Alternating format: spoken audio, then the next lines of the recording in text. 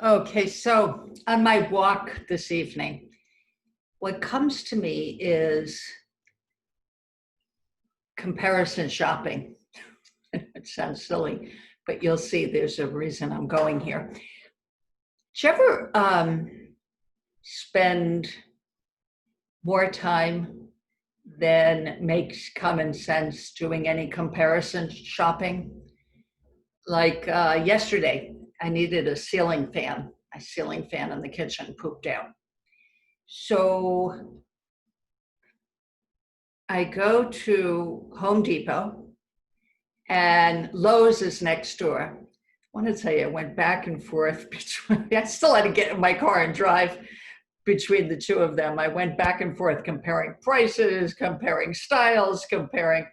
This is a ceiling fan. It's not a car. So I got a little carried away. And I saved $5 though. It sounds ridiculous, I know. But you know what? We do the same thing with ourselves.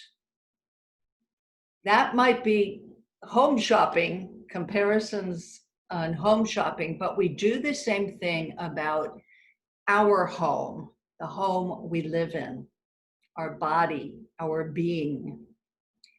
And not just our physical body, and that is so prevalent. I spoke a little bit about this on the last webinar, especially young women today are getting bombarded with all sorts of ads of what's considered beautiful and the right makeup. I mean, I had a 13-year-old client talking about her palette. I thought, gee, they haven't talked about color palettes. I think that was like in the 70s when the color palette came out for if you're what season, skin tone you are, that you would match clothing colors to that season's skin tone. No, this is the palette for face makeup. She's 13. So, and this goes on and on with young women of all ages comparing themselves to other, the perfect body or the model in Sports Illustrated bathing suit cover. And what happens is that, all sorts of things take hold, bulimia, anorexia, people trying to live up to a standard that is not natural and it's not healthy even for a physical look.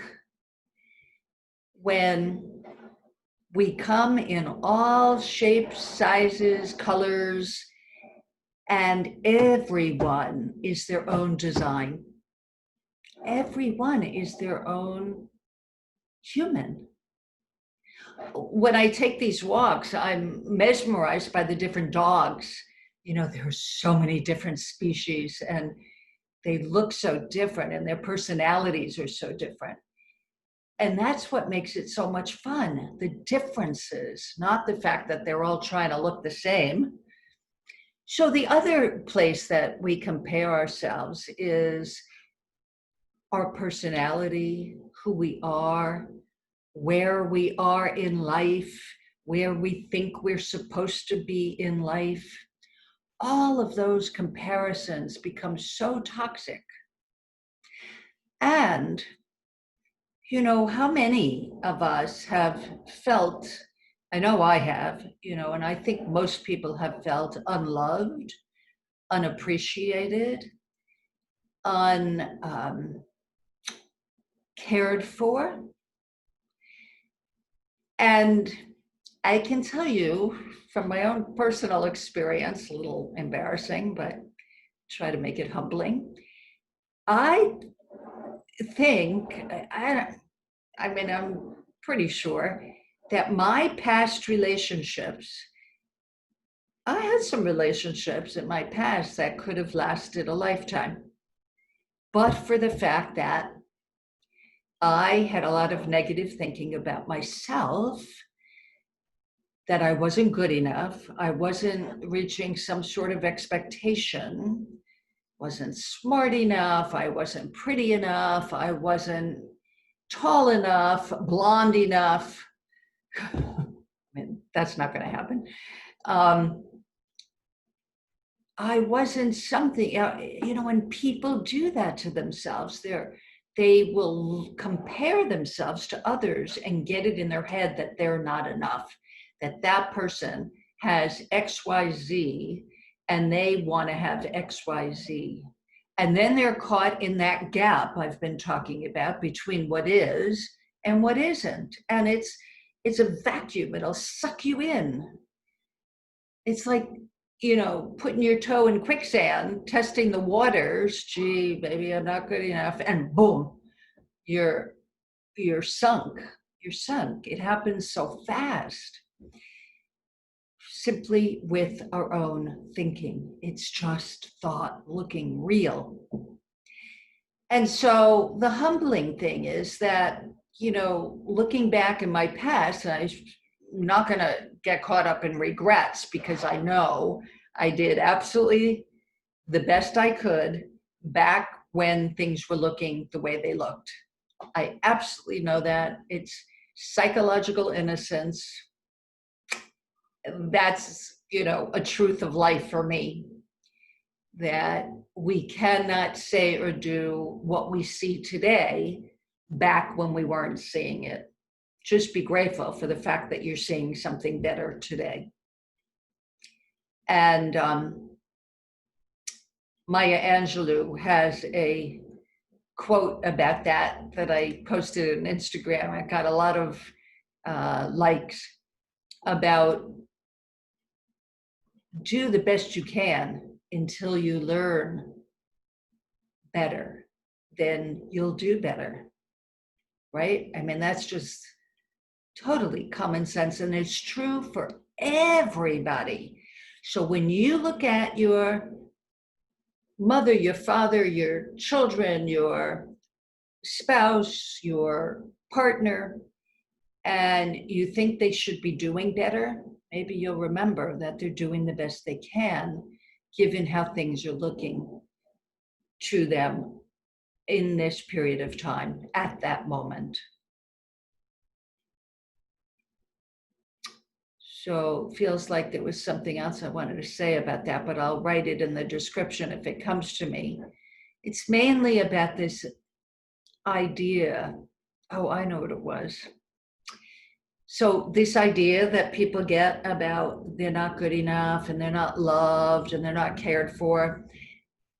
I'm pretty sure we put this in The Secret of Love. It's Chris Heath's story of having her mother, bless her heart, introduce Chris as her mistake.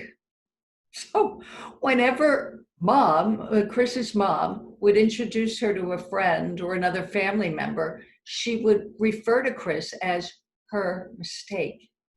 It wasn't until years later, though, that one sentence, Chris interpreted that to mean she was not wanted.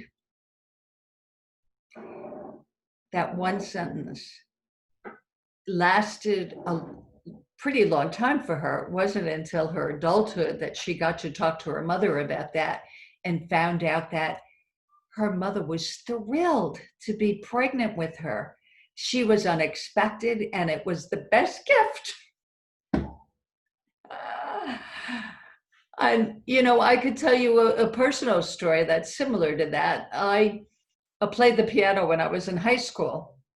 I wasn't very good at it, and I didn't really like practicing. I had to practice for a half an hour every day. It's much more fun reading Sid Banks than practicing piano when you're not into it. I don't know, I can get into reading Sid Banks any time of day or night, any day. And so my mother would say to me, I had a family friend named Betsy, and Betsy played the piano too. My mother would say, why can't you play the piano as good as Betsy plays the piano? And I would get a little snarky and say, well, maybe because her mother is a concert pianist, which actually is true. Her mother was a concert pianist and she was Betsy's teacher.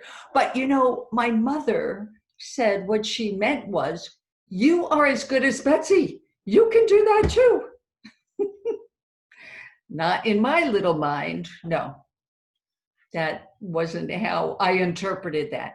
So the moral of this story is that it's our interpretation of how somebody treated us.